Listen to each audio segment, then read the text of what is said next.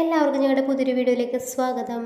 അപ്പോൾ ഡിസംബർ നല്ല മഞ്ഞുള്ള ടൈമല്ലേ, അപ്പോൾ തൊണ്ടവേദന ചുമയൊക്കെ കുറേ ദിവസമായിട്ടുണ്ട് കേട്ടോ.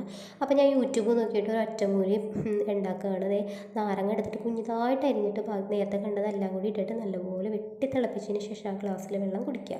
അടിപൊളിയാണ്. അപ്പോൾ ഞാൻ യാത്രയിൽ നിൽക്കുന്ന അമ്പലത്തിൽ പോകാൻ വേണ്ടിയിട്ടാണ്.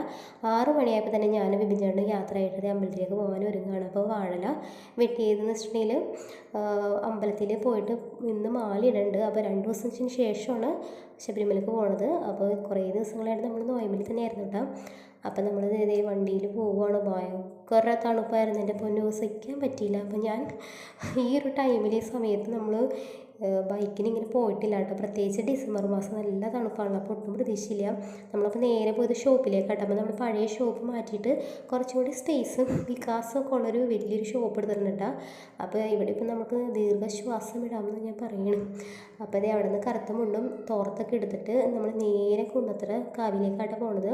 കുന്നത്തറയിൽ വെച്ചിട്ട് നമ്മൾ മാല പൂജിച്ചതിന് ശേഷം ശിവൻ്റെ അമ്പലത്തിൽ മാല ഇടാമെന്നാണ് വിചാരിക്കുന്നത്. അപ്പോൾ ഇവിടെ വെച്ചിട്ട് കുളിക്കാമെന്ന് വിചാരിച്ചു അമ്പലക്കുളത്തിൽ. അപ്പോൾ ഞാനിങ്ങനെ പറഞ്ഞു നല്ല തണുപ്പല്ലേ, അത് വേണ്ട. അപ്പോൾ കാലം കൈ കഴിഞ്ഞതിന് ശേഷം അമ്പലത്തിൽ കയറിയിട്ട് മാലയൊക്കെ പൂജിച്ചിട്ട് ശിവൻ്റെ അമ്പലത്തിൽ പോയി മാല ഇടാനായിട്ട് ഞങ്ങളത് പൂജിച്ചൊക്കെ കഴിഞ്ഞ് മാലയൊക്കെ ഇട്ടു. അപ്പോൾ നേരെ വന്ന് ചായ കുടിക്കാൻ വേണ്ടിയിട്ടായിട്ട് മസാല ദോശ മേടിച്ച് പിന്നെ പിള്ളേർക്ക് കുറച്ച് സ്നാക്സ് മേടിച്ചിട്ടുണ്ട്. പക്ഷേ വീട്ടിൽ കപ്പലണ്ടി മിഠായി അവൾ ഓൾറെഡി ഉണ്ടായിരുന്നു, ഞാൻ മറന്നുപോയി.